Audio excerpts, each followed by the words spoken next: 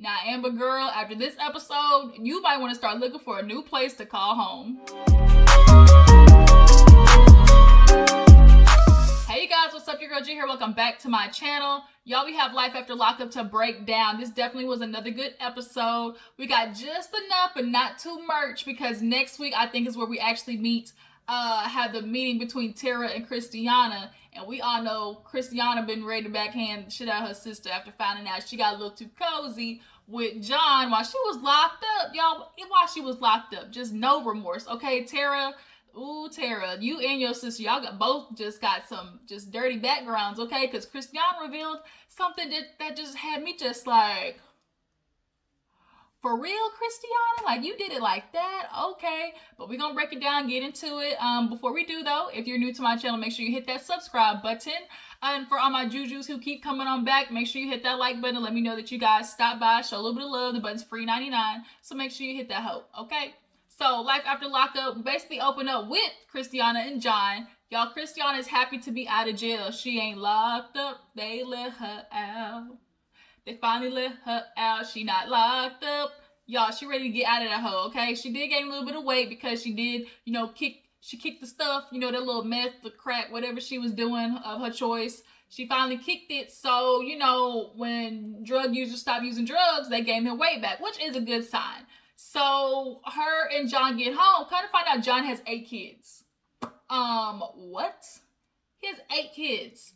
And 3 of them stay with him. So Kristianna comes in, gets introduced to 2 of them, the son and the little daughter who's on the couch. And then he has an 18-year-old daughter who came in and she automatically was like, I ain't feeling it. She's like, this is my first time meeting Kristianna. I didn't hear about her until she almost got out. My dad finally told me. Honestly, I give it a year. And it's like, a year? I mean, if they make it a year, it'd be better than these other couples that's been on Life After Lockup. Shoot. But she runs into her mom, obviously, and they're both crying. Kristianna is really, you can definitely tell she's really trying to just make her life better. I really want her story to be like Brittany's. Like, Brittany kicked the habit. She went through all her stuff, and now she has Marcelino and, you know, a family. Like, I really want that comeback story for Kristianna, because it just goes to show how the system fails people. Like, people like Kristianna who do get hooked on drugs, like, they come out and there's really no safe haven for them. They go back to the halfway house where the people who sold them the drugs and do the drugs are at. So the system definitely created a cycle on its own on purpose. So there's constantly people coming in and out of jail, unfortunately. And Kristianna is one of those people who got sucked into that cycle. But hopefully here she can, you know, kick it and, you know, keep pushing, because she wants babies with John. John already got 8 kids. I don't think this nigga want another baby, but he gonna do it for Kristianna, if you ask me. So she's sitting at the table. She's all emotional. She's like, you know, I do miss Tara. She's like my best friend. That's my best friend. She a real bad bitch. Got her own car. She don't need no man. So, yeah. So, but she ain't gonna be your best friend after this. So John goes to work after him and Kristianna have a good old nasty night that we did not need to see. Waking up bed like that. Ooh, no. So he goes to work. Kristianna takes her mom out to lunch. And she's just talking to her mom about, you know, getting out of prison, you know, trying to do better. She's like, how are things at the house? So I definitely didn't know it was going to be this crowded. She's like, yeah, it's a madhouse. But, you know, other than that, things were good. She's like, I have been noticing John, you know, buying a whole bunch of stuff. So my concern is, like, where is he getting the money from? And she's like, well, he tells me he works double shifts. And she's like, yeah, that's good. But, you know, I'm just worried. Like, I don't want it to, you know, obviously, you know, him to revert back to his old ways. Which I wouldn't be surprised if he did, because it's so hard to know how to do something, know that's your way out, and then try to stay on the right path. But he's trying to do so much for Kristianna that it might force him to do bad for good, if you know what I'm trying to say. But besides that point, she's like, well, you know, how was it at the house? How was Tara with John? And the mom basically told her, bitch, you got to keep your good eye on your sister, because her and John was getting a little too close there. And she's like, for real? She was like, yeah, I'm not saying that they had sex or anything, but I heard the heat vents and there definitely was some late night conversations. And here's where Kristianna reveals, oh, you know, I don't want to believe that Terry would do this, but I wouldn't be surprised if she tried to get revenge on me because I fucked her baby daddy. You did what? Damn, Kristianna. Right, Chico, hush. Damn, Kristianna, like, I thought your sister was the one out there thotting and bopping. Come to find out it was you. Oh, man. Come on, Kristianna. We was rooting for you. We was all rooting for you. Chico. Shh. So, yeah. So now we know she's definitely got to have a conversation with her sister Tara. Because both these hoes been doing each other wrong from the get-go. So moving on, let's do Lacey and John and Shane. Because Shane is at home treating Lacey right, y'all. He might be 22, but he's making sure he go out there, work, come home, pay bills, take care of them kids, all the whoop-de-whoop. But John, on the other hand, he is struggling down boots, y'all. He is trying to write Lacey this goodbye letter. You know, he's starting to realize, like, oh, you know, we for real toxic. They've been doing this shit for 11 years, y'all. 11 years. Off and on. And now, finally, we off because you realize she no good for you. She damn near sent you to jail for 5 years. He's like, dang, I knew he was upset, but, like, I could have had, like, 5 to 8 years he could have had jail time. And she called the cops on you. Bruh, like, that's not somebody you want to be with. But he's like, she's just talking, like, she's just like my drug. Like, I can't help it. So he's writing her a goodbye letter. And he drops off, I guess, by her mailbox at the house. Lacey's bragging about, oh, you know, Shane, like, he just does a good job. And, you know, I just love him. Like, he just does so much for me. And, you know, totally not like John. Like, I just know I can depend on Shane. And it's like, if you knew that, why'd you do him like that in the first place? So we see John driving around and he like, dang, it's so hard not to try to, like, you know, drink or, you know, do drugs right now. So he ends up calling somebody and meeting him at the bar. And we think he's going to pull out some stuff. But I'm like, nah, he ain't going to do that on national TV. Really, it was an ice cream bar. And it was one of them good ice cream bars, too. The one that got the chocolate coating with the nuts inside. So apparently addicts crave sugar. You know, I guess it's like a buildup. Because, you know, sugar sometimes give you that, like, extra endorphin, you know, type stuff. So maybe that's what it is. So they're sitting down and he's just talking about Lacey, how it's so hard to get over her. And to find out that she's pregnant, you know, with Shane's baby, you know, really hurts him. And even though he knew Lacey called the cops on him, to actually hear it is different. You know, deep down in your gut, you can know something, but when it gets confirmed, it still is like it's like a little sting. So, dude told him right. Like, why would you want to be with a girl like that? Like, she already did you like that with Shane the first time. So your whole relationship, you were constantly going to be on eggshells wondering, is this the day? Because we got in a fight, she going to whip Shane back up in the house? Because she would do it to him. She would do it to you. She did Shane so dirty. Like, she didn't even wait till Shane left to call John. Like, he was sitting there waiting, like, in the room with John as he's packing shit in trash bags. Like, it was so garbage what Lacey did. And she's a garbage human herself. But John is slowly having to realize, like, I gotta let her go so I can move on in my life. And, you know, that be it. So hopefully he can stay away. But, I don't know if he can do that. Moving on, let's talk about, Puppy and Amber. You guys, Amber's grade A hoe. Like, Amber is acting like a real, she pimping in these streets. So she's with her mom. Her mom's going to go back home. Y'all know she came down to visit. And they're waiting on Puppy. And Amber ain't got time. She got work. Mama got to go back. Okay, probation serious. Especially for, you know, big meth dealers. They not playing no games. So she gets a call while she's in the room. And guess who it is? It's old Sam I Am. And he's calling with what we thought was good news. But not for Amber. So he calls and he's like, oh, I got some good news. They let me out early. Of course, you would expect the, oh my God, that's great, babe. She hit him with the, oh, for real? Really? Like, she couldn't believe it. She was like, oh, really? Okay. And then he like, well, like, are you happy? She's like, yeah, of course. He's like, yeah, you know, I want you to, you know, I want us to be together, da-da-da-da. She's like, wait a minute, you know, you need to slow down. We definitely need to take this slow because, you know, you're saying all the right things, but if I catch a hint of you doing anything wrong, like, that's it, we're over. He's like, I promise you I'm going to do right, yada, yada. And so he's like, you going to pick me up? And she's like, I don't know. He's like, well, why would you not pick me up? And it's like, nigga, she can't pick you up because she can't take you home. She's still staying with Puppy. Puppy doesn't know about Sam. Sam doesn't know about Puppy. So here it is. That's why you don't mess around in these streets, Amber. Here you are with a huge dilemma, because you want to mess around with Puppy so you have a place to stay, but clearly you were only gay for stay in jail, and you really want some peen, and Puppy can't give you that unless it's got a strap attached to it. So we're stuck here, Amber. So Puppy's outside, and y'all, Puppy look trashed. So the mom sees her, and she's like, girl, we've been waiting on you. She's like, you know, I'm always late, da-da-da-da. And she's asking, like, are you okay? Like, both the mom and Amber have noticed that Puppy was losing weight, and they don't think she's doing drugs. It's just the stress of being out of jail and, like, trying to start your life over. She's literally, like, probably only eating, you know, a bag of saltine crackers, air, and a shot of whiskey, like, every day.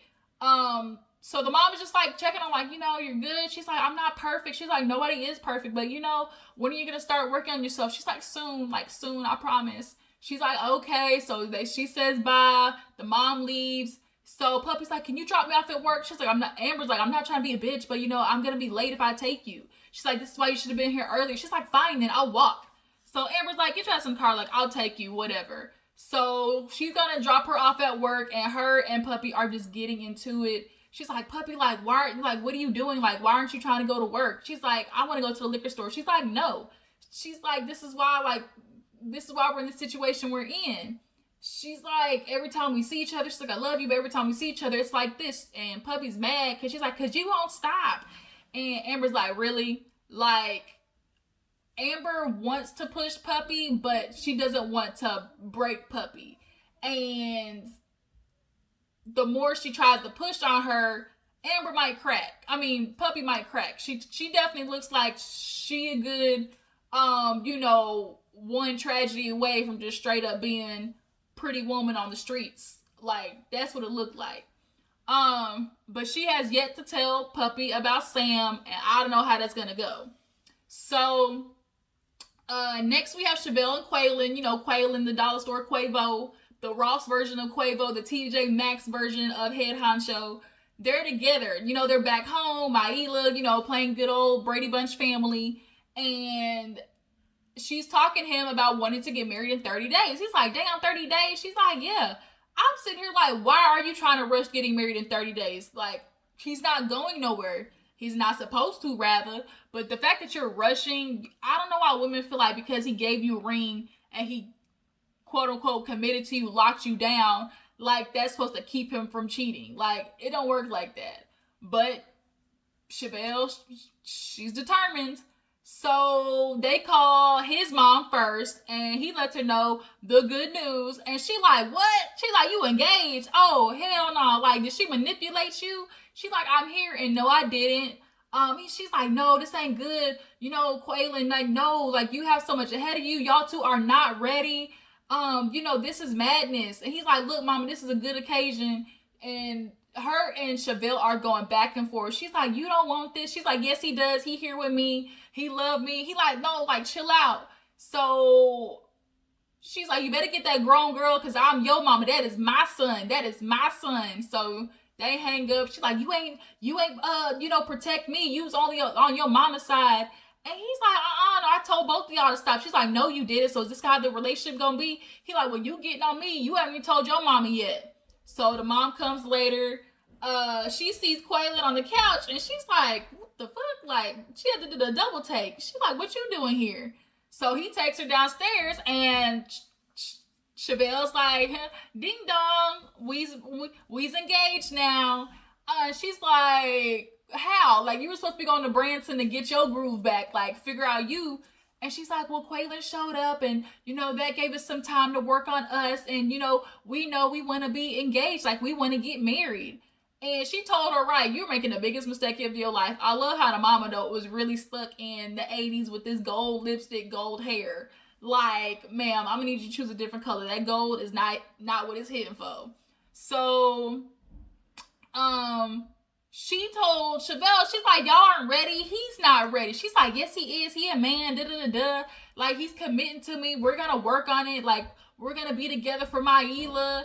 And she's like, the mom's like, I've been 20. I've been her, like, thinking that you're in love and everything's gonna work. And it didn't. Like, Chevelle is rushing this. I don't know why. Like, she feels like getting married and having this ring is gonna just all of a sudden create this family aspect. Like, he still has the opportunity to cheat and fuck you over like he did last time. Come on, Chevelle, honey, boo-boo. Like, come on. But she basically kicked the mama out and was like, look, either you with it or you not. Like, we're not gonna keep doing this. And she's like, we're getting married. It's only about us, and that's what it is. So the mama basically leaves and was like, my daughter's making a huge mistake, as we all know. But she don't want to listen. You know, bitches in love can't tell them nothing. So who else are we missing? We did Lacey, John, Amber, Puppy, Kristianna, and John, Chevelle and Kweilyn. Last but not least, Sarah and Michael, y'all. I think that's it. Chevelle, Kweilyn, Amber, Puppy, John, Kristianna, Shane, Lacey. Yeah, so last but not least, Sarah and Michael. So Michael is in the room packing, and obviously when he starts packing places, we already know he's up to some bull.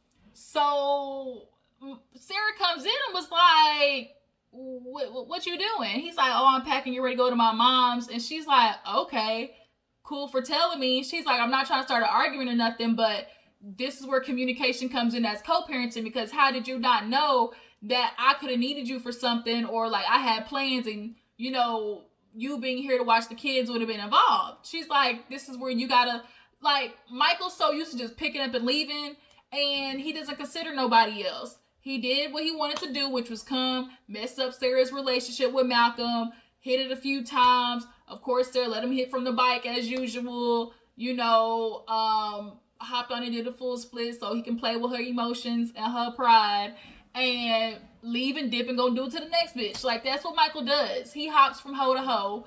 I'm surprised he ain't caught nothing, or at least he's caught something he ain't told nobody. But he's like, yeah, I'm going over to my mom's house. She's like, oh, really? Like, your mom's house? He's like, yeah, I mean, I ain't seen her in 6 months. Like, I feel like I should go visit my family. So she's like, well, you need to tell your daughters because they got used to you being here. So he picks the baby up and was like, oh, you know, pretty girl, like, daddy's leaving. And he's like, I'm going to Nana's house. Maybe next time you'll go with me. And Sarah has got lulled back into this, oh, you know, Michael's such a good dad. You know, when he's around the girls, like right now the co-parenting is working. You know, there's no arguments, nothing like that. But that's only going to last for so long. So he leaves. Aviana starts crying like, oh, I don't want you to go, daddy. Da-da-da-da. He pulls off. So I guess Sarah takes the daughters to her mom's house to get watched because Emmy comes over. And before Emmy comes over, she's calling Michael. And guess what? Voicemail, not getting no reply. What else would we expect from good old, you know, devil dick Michael? Like, that's what he does. So Emmy comes in with the margarita mix and tequila. Okay, she know how to party. She walks in and sees Sarah cooking up a good old guacamole. I love me some guacamole, some salsa, y'all. Green avocado salsa dip. Have y'all had that? Drop down in the comments, let me know. It's called green sauce. It's like avocado salsa. Like, it's good. Y'all have to try it. But nonetheless, she walks in, is asking her like how things are going with Michael, and she's like, you know, things are good. Like, this is the best we've ever co-parented. You know, I'm just really excited that we finally reached, you know, a good level of, you know, being around each other. And Emmy basically wants to get to the point, is you fucking or no? Like, are y'all hooking up? And she's like, you know, I mean, I'm a grown woman. Like, you know, it's nothing big.